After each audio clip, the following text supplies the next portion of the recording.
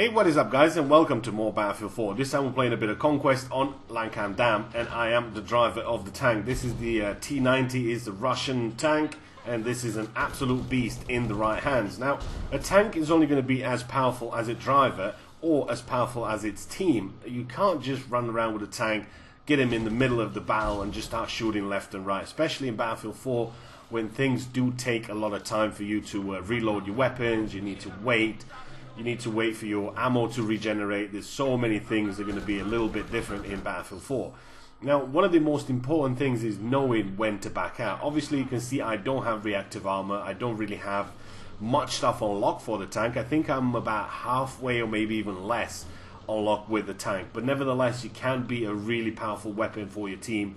One of the important things for any tank driver learning to tank is knowing when to get in and get out of a fight. Obviously a tank can take quite a lot of hits, but one of the important things is knowing when to back out. You can only have your team's back up if you know when to back out. Now, engineers these days is not like Battlefield 3 when you only have the small and the RPGs and mines and so forth. They do have a whole array of weaponry available, and most people these days I've noticed using the MBT law. Now, the reason why they're using the MBT law is because it guides itself to the target. How is that guy not dead? It guides itself to the target, so you really need to pay attention, because having two of them engineers just shooting that stuff at you, 3-4 hits, and you are going to be disabled, and you are going to be pretty much a sitting duck. So you really need to pay attention to what you're doing. Even though the MBT law doesn't really do that much damage, it can be a huge problem for a tank driver. You don't really need any kind of skill to shoot the MBT law. You just point it at the tank and shoot it. The automatic guiding system will guide it to the tank, therefore giving you a hit. Now, you're only going to do so much damage. Probably you're going to do between 10 to 15, maybe 20 max damage. But still, having two of them guys firing at your tank, you need to know when to back away. And backing away is going to save your bacon so many times.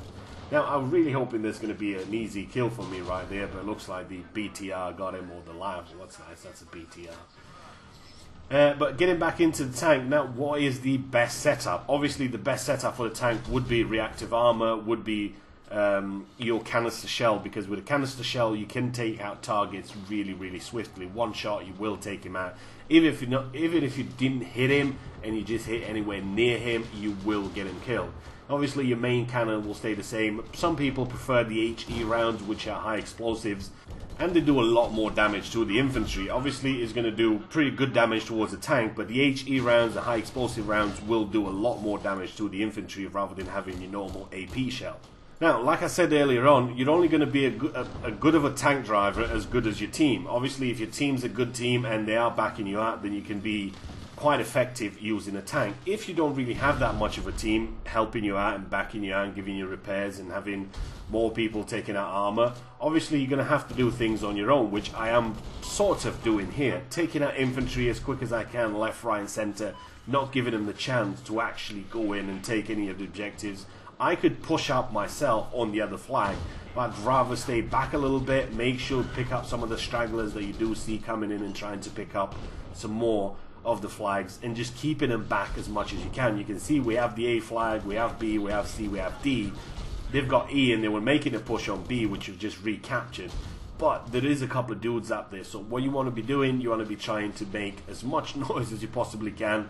Take them out, just keep them focused on you, therefore giving the infantry a chance to get in, shoot them in the back, so they can't really spawn back onto a teammate, onto a beacon, or whatever they would have up there. Just keep at it, keep going at it, and eventually you will get them. Then all you have to do is just push forward again.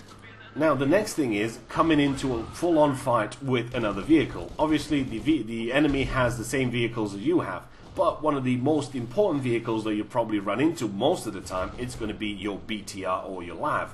There's always going to be more of them. Tanks always kind of spawn back of the base, but LAVs and BTRs do spawn a lot more often on the map. Now, the primary weapon for the BTR or the LAV is 25mm HE shell, or maybe the APF SDS-T shell. I think I said that right. If I said that wrong, correct me. Most of the times, I'd say 9 out of 10 times, if you do get the first shot into him, and always try to take the shots head on. always face him, because you're going to have thicker armor in the front. Never let him shoot you on the side, never let you shoot him on the back, because you will lose that fight. As long as you face him and he can't shoot you in the back of your tank, then you should be able to win that fight 9 out of 10 times. Now, coming into contact with an enemy tank is going to be a different story, because what you want to be doing, you want to be shooting as much as you can to the side of it or to the back of it. Always take your time, take the shot perfectly. If you take a good shot on the tank, you can disable him. By the time he realizes what happened, you already have the advantage on him. Always try to go for the side, always try to go for the back. You can see I've got 80+% here still going on the tank. I want to back out because there's a couple of engineers around there that are all coming out for me. There is one of my teammates over there taking 1 or 2 out, but not really that many. You can see he's been taken out already. I don't know how I didn't get that dude, but he just epically failed crash there. See, sometimes you don't really have to shoot people, they'll just panic and just crash into shit. Epic fail right there, but that's cool. I've done that myself a few times, so yeah, it's not a laughing matter when you're doing it to yourself, but watching somebody do it is pretty funny. So this is pretty much it. I'm going to do more of this. This is part 1 for my tank guide, tips and tricks. Always keep your tank alive, knowing when to back out, it is really important. Choosing the right setup for your tank. Obviously there is so many things that you can lock for your tank. Your secondary could be the coaxial LMG, you can have a guided shell, you can have the coaxial HMG, you can have a canister shell, and one of the new things in Battlefield 4 is the staff shell. I've not yet unlocked that, so I can't really tell you how it works and how does the damage work on it, but most of the times I'm going to be sticking with my regular AP shell and the coaxial LMG, just because I like to have that secondary gun for the infantry, just in case I don't get him with the first shot. I can always just press F, switch to the second shot, and just finish him off with your coaxial LMG. That's one of my favorite setups from Battlefield 3. He used to be a little bit different in Battlefield 3 because they've changed how things work in later patches, shall I say. The canister shell didn't really do that much damage anymore. I used to run the canister shell, but not anymore since everything got patched and it didn't really work as good as it used to be back in the day. I hope you guys enjoyed this. Let me know your comments, your strategies about the tank. If you have some tips or tricks or however you want to call it, go ahead and post a comment. Let everybody know your strategy. What is your top tips for you should be trying on a tank? What is your top tips for things not to do in a tank?